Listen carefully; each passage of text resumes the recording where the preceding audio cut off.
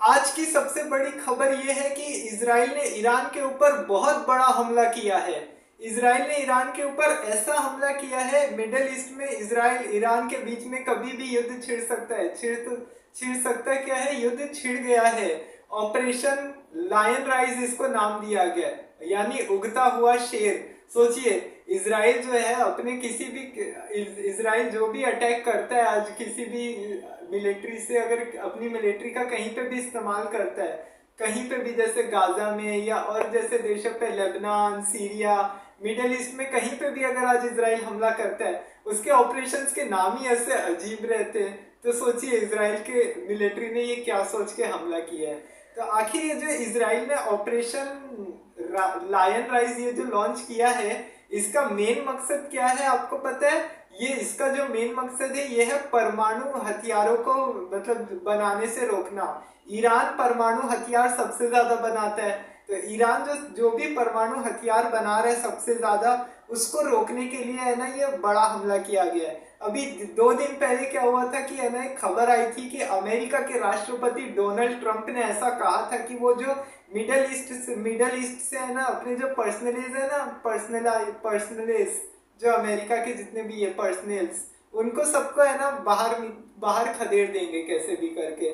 खैर Donald Trump तो देखिए वो क्या है, कुछ भी है ना बयान देते ही रहते उल्टा सीधा। कभी इसराइल गाजा युद्ध रुकवाने की बात करते, अभी बीच में उनका चला ही था। कभी है ना उनका है ना जेलेंस्की से झगड़ा हो जाता है, यूक्रेन के राष्ट्रपति से। कभी है ना एलन मस्क से अभी झगड़ा कर लिए कुछ दिन पहले। कभी रशिया के प्रेसिडेंट का सपोर्ट कर देते हैं, कभी है ना इसराइल को सपोर्ट कर देते कि है ना इसराइल जो कर रहा है वो सही है। लेकिन ये जो ऑपरेशन लायन राइज इसराइल ने इसी को देखते हुए क्या किया है कि है ना इसराइल ने ईरान के ऊपर सबसे बड़ा हमला किया है। और देखिए ईरान का, अगर आप लोग ऐसा सोच रहे होंगे कि अगर आज इसराइल ने अगर माफ कीजिएगा, हाँ सॉरी, इसराइल ने अगर ईरान के ऊपर अगर हमला किया है तो क्या ईरान चुप बैठ सकता है? बिल्कुल भी नहीं। ईरान के पास भी है ना पूरे मिलिट्री पावर है, एकदम पावरफुल देश है ईरान भी। तो ईरान में भी है ना ऐसा नहीं है कि है ना कभी भी कुछ भी हो सकता है। आज ईरान भी है ना इसका पूरा बदला तो लेके ही रहेगा। एक्चुअली क्या हुआ था कि है ना साल 2015 में ईरान ने भी क्या है ना जो न्यूक्लियर बॉम्ब बनाता रहता है ना, जैसे भारत की है ना न्यूक्लियर पॉलिसी कैसी है, नो फर्स्ट यूज है ना, कि है ना हम पहले कभी यूज नहीं करेंगे, लेकिन अगर कोई दूसरा यूज करता है तो हम उस पर सबसे ज्यादा है ना वो करेंगे, तो हम सब तब फिर अपन उसको नहीं बख्शेंगे, ऐसा भारत का मानना है। लेकिन ईरान का तो ऐसा कुछ भी नहीं है। एक्चुअली क्या हुआ था ना, ये 1969 में जब ये एनपीटी साइन हुई थी, नॉन प्रोफेशन ट्रीटी, ये एनपीटी के बारे में जब मैंने उस दिन ऑपरेशन शक्ति पे वीडियो बनाया था कि भारत कैसे परमाणु शक्ति बना था, उसके बारे में भी मैंने वीडियो बना रखा है। तो इसमें क्या हुआ था कि जो एनपीटी के थोड़ा सा बता देता हूँ कि इसमें क्या हुआ था कि आपको तो पता ही है कि है ना सभी देशों ने ना इसको, अमेरिका ने क्या किया था, अमेरिका और यूएसएसआर ने इसमें ये किया था कि जितने भी अभी जो न्यूक्लियर देश हैं, जितने भी अभी भारत में जैसे अभी 5 परमानेंट यूनाइटेड नेशन के जो देश है, उनको छोड़ के अगर 1968 से पहले जो भी न्यूक्लियर पावर हो गया है उनको न्यूक्लियर पावर माना जाएगा, नहीं तो बाकी सब अपने न्यूक्लियर पावर खत्म कर देंगे। लेकिन आपको पता ही है ना कि इंडिया ने उस पर न्यूक्लियर साइन करने से ये एनपीटी को साइन करने से मना कर दिया था, क्योंकि इंडिया का ये बोलना था कि ऐसे तो चलेगा नहीं। अगर आज है ना, अब इंडिया ने बोला कि है ना अमेरिका को पहले खुद अपने वेपन्स खत्म करो, लेकिन अमेरिका ने माना नहीं। और वैसे ही है ना चाइना और पाकिस्तान से इंडिया का युद्ध हो चुका था 2 बार। तो इंडिया को पता था कि अगर अगर हमारे ऊपर अगर कोई अटैक होता है, न्यूक्लियर अटैक हो गया, तो फिर हमारा होगा क्या। तो इस वजह से इंडिया ने इस ट्रीटी को इग्नोर कर दिया एक तरह से, कि ये जो भी ट्रीटी है इसको हम साइन तो नहीं करेंगे। लेकिन ईरान ने ये एनपीटी साइन कर ली।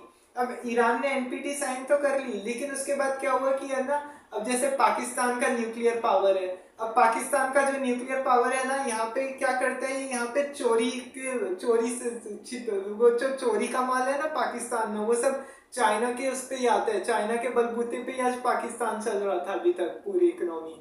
तो पाकिस्तान में जो भी चोरी का माल आता है ना, वो सब है ना ईरान ने उसको कॉपी कर लिया। और उसी को कॉपी करते करते करते आज है ना न्यूक्लियर पावर हो गया ईरान। धीरे धीरे है ना अलग अलग न्यूक्लियर बॉम्ब बना रहा है। सबसे बड़ी बात क्या है, उस समय आपको बता दूं ईरान ने तो अमेरिका के कहने पे एनपीटी साइन की थी, क्योंकि अमेरिका का उस समय ये अमेरिका और ईरान उस समय दोस्त हुआ करते थे।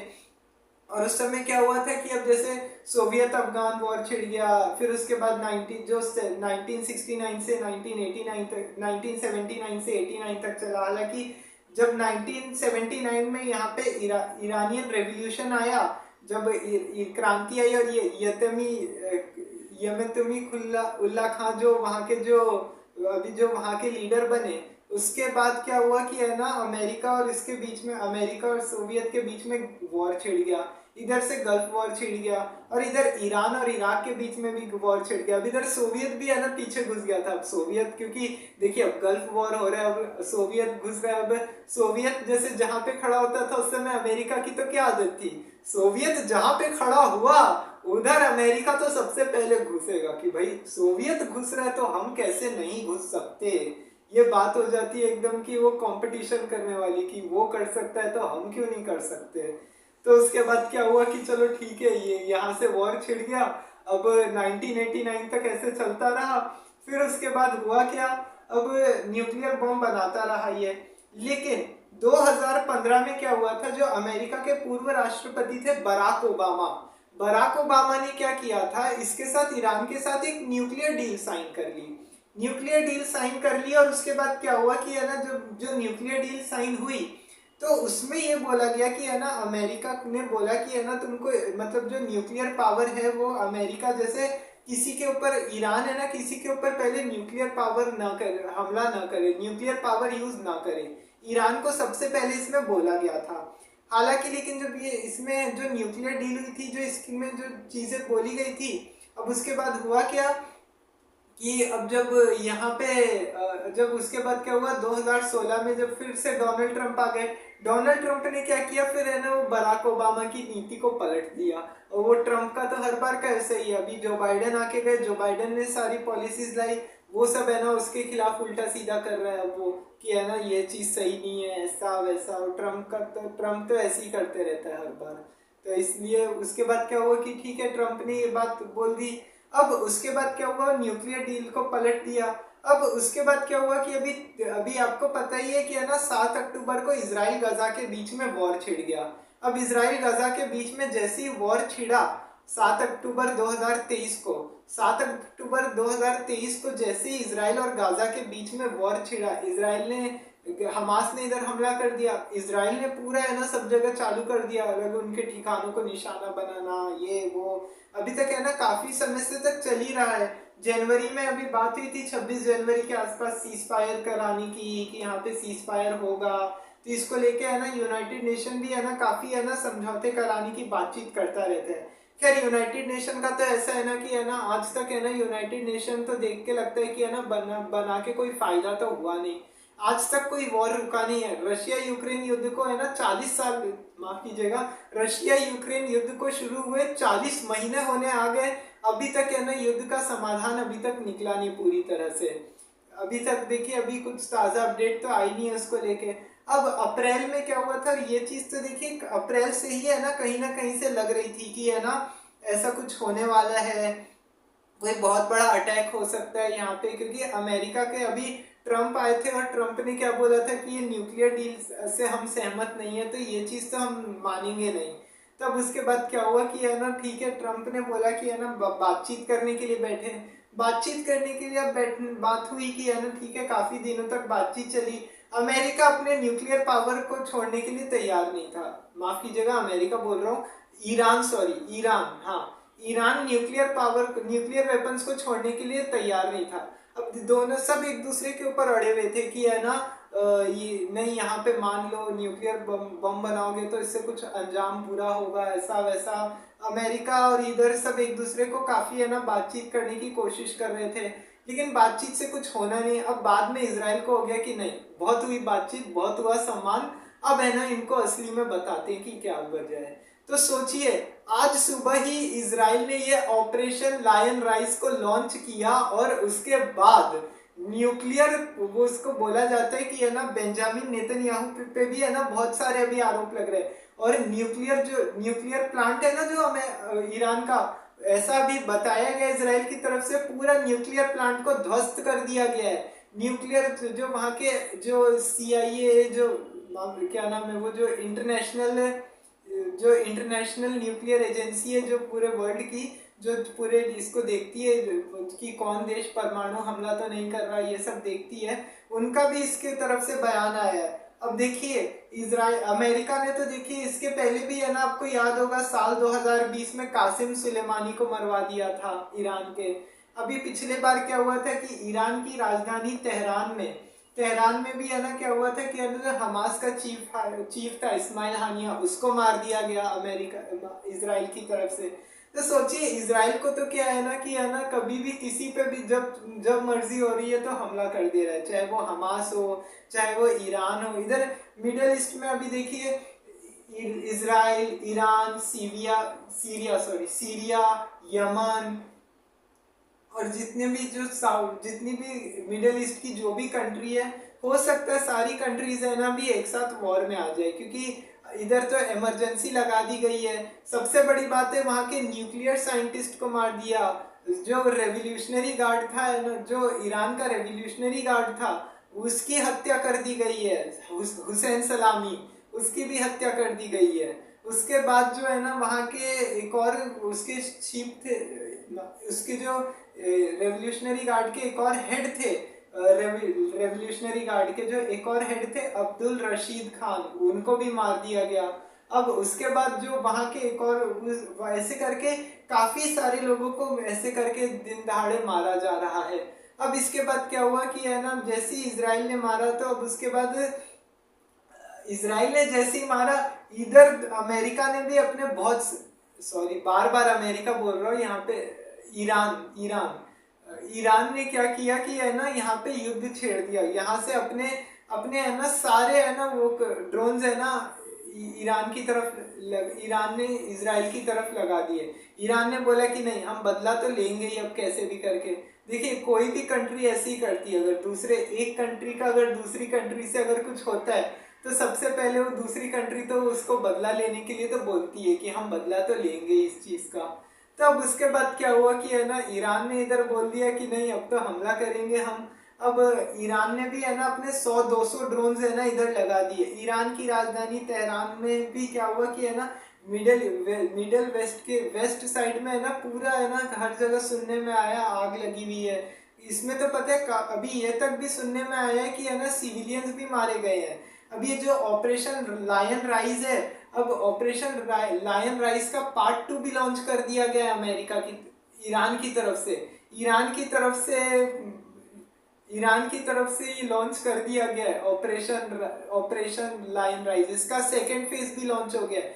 सेकेंड फेज में अब देखिए अब क्या हुआ है कि है ना इधर क्या किया है कि है ना ईरान ने भी इधर इमरजेंसी लगा दी है। अब यूनाइटेड नेशन ने भी सबसे बड़ा अभी वो किया, इस चीज को लेकर दुख जताया है कि देखिए ये जो कुछ भी हुआ ये सही नहीं है, ये जो कुछ भी हुआ ये बहुत गलत है, ऐसा नहीं होना चाहिए। खैर यूनाइटेड नेशन का तो देखिए लगता तो नहीं है कि है ना कहीं पे भी है ना वो वॉर रुकवाता है। वो बस वहाँ पे क्या है, वो क्या है, जब भी है ना कोई सिक्योरिटी काउंसिल में बात होती है ना, अब मैं तो देखिए हर बार सुनता हूँ तो यही सुनने में आता है, हर बार बातचीत होती है, यूनाइटेड नेशन बोलते हैं ऐसा करो वैसा करो। यूनाइटेड नेशन बोलेगा कि है ना अपनी आर्मी हटा लो वहाँ से, बंदूकों को छुड़वा लो, तो उसमें भी है ना दोनों के बीच में आनाकानी चलती रहती है कि नहीं हम इतने बंदूकों को नहीं छोड़ेंगे, हम ऐसा नहीं करेंगे तो वैसा नहीं करेंगे, सबके अलग अलग रहते हैं। तो उस वजह से क्या होता है कि है ना यूनाइटेड नेशन भी फिर इस वजह से कुछ कर नहीं पाता है, क्योंकि और फिर यूनाइटेड नेशन भी आज इन सब के आगे फेल हो गया है। आज 2021 में भी है ना अफगानिस्तान पे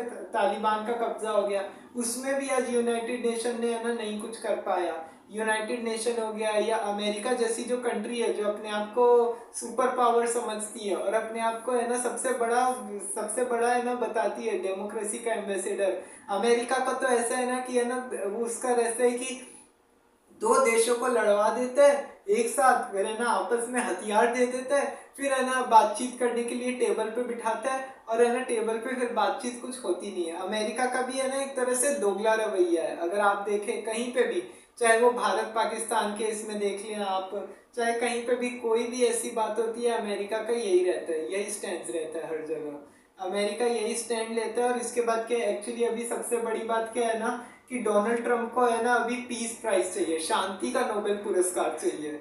अब देखिए वो इतने लालची है कि है ना शांति का पुरस्कार लेने के लिए है ना भारत पाकिस्तान को लेके बोलते रहेंगे कि है ना हमने तो भारत पाकिस्तान को है ना युद्ध से बचाया था, पाकिस्तान के ऊपर तो भारत कैसे भी करके हमला कर देता, हमने तो रोका था बाद में। वो ऐसे ऐसी बातें करता रहता है। फिर कभी बोलेंगे कि है ना कश्मीर की जो समस्या है, तो कश्मीर की समस्या तो है ना हजारों साल पुरानी है, जबकि उनको अरे इतिहास भी नहीं पता क्या कि है ना 1947 में बंटवारा हुआ है और उसके बाद है ना पाकिस्तान बना है। खैर वो अलग टॉपिक है भारत पाकिस्तान का। यहाँ बात चल रही है अभी ईरान और इसराइल की। तो देखिए वॉर डिक्लेयर हो चुका है। यूनाइटेड नेशन ने भी अभी एक इमरजेंसी मीटिंग कल बुलाई है। जो यूनाइटेड नेशन के जो चीफ है उन्होंने भी है ना एक काउंसिल बुलाई है और इसमें भी बोला गया है कि है ना ये जो कुछ भी हुआ है सही नहीं है। अब देखिए आगे देखना होगा कि इसमें क्या होता है। अभी फिर इजराइल, हमास, रशिया, यूक्रेन। और सबसे बड़ी बात क्या है ना, देखिए अगर कोई भी अगर युद्ध जैसे हालात बनते हैं, अगर कहीं पे भी युद्ध छिड़ता है तो सबसे ज्यादा नुकसान है ना उस पे इकोनॉमी पे ही सबसे ज्यादा पड़ता है। पूरी दुनिया की अर्थव्यवस्था पे उसका प्रभाव पड़ता है। अब अर्थव्यवस्था पे कैसे प्रभाव पड़ता है, ऑयल रिजर्व्स कम हो जाते हैं काफी। अब ऑयल रिजर्व्स कैसे कम हो जाते हैं, अब जैसे 2 दिन पहले है ना ईरान का है ना अभी 8% था, अभी 8% से 5% आ जाएगा। 5% तक ही आ गया अभी तक तो सुनने में आया है। 5% से अभी 3% तक भी आ सकता है। कैसे क्या है, ऑयल रिजर्व्स गिर जाते हैं। खैर अमेरिका तो है ना इस चीज को लेके भी है ना बोलते हैं कि डोनाल्ड ट्रंप की जो ऑयल रिजर्व पे भी जो डील हुई है वो सही नहीं है। तो ऐसे करके है ना वो भी बयान दिया है उसको लेके। और इसराइल में, और इसका सबसे बड़ा आरोप मैं आपको बता दूं अमेरिका के ऊपर ही लग रहा है।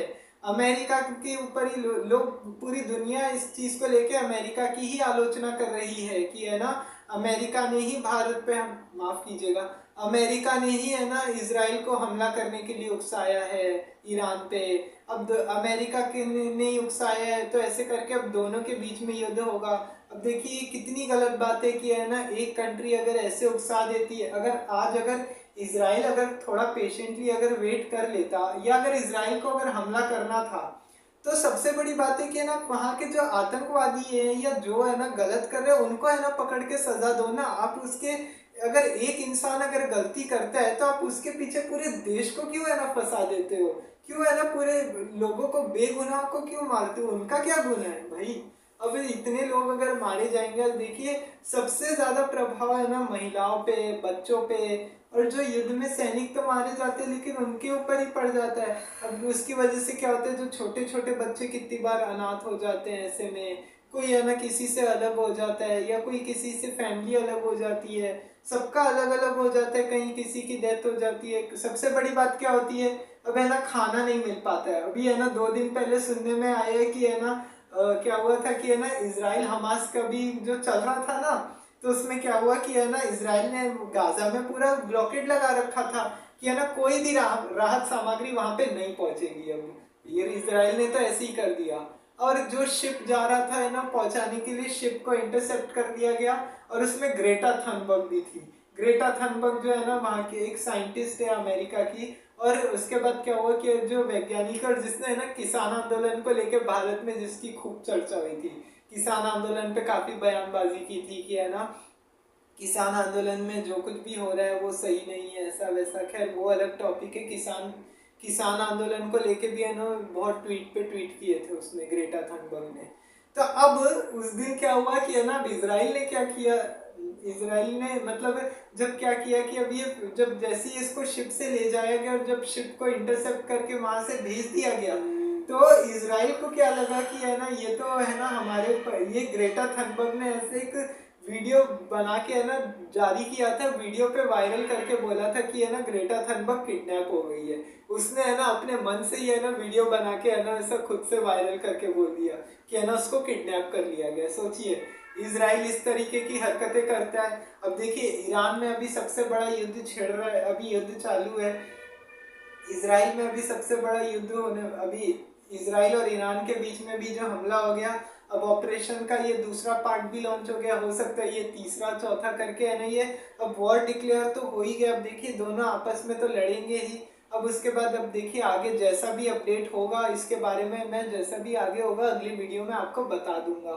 अब आगे देखना होगा। यूनाइटेड नेशन ने भी कल मीटिंग बुलाई है और यूनाइटेड नेशन ने भी बोला है, यूएन सिक्योरिटी ने भी कि अपनी इमरजेंसी जो यूएन की जो काउंसिल है उन्होंने भी इसको लेके बोला है कि है ना जो कुछ भी हुआ है ये सही नहीं है। अब इस चीज़ को लेके अब यूनाइटेड नेशन में भी है ना बातचीत होनी है।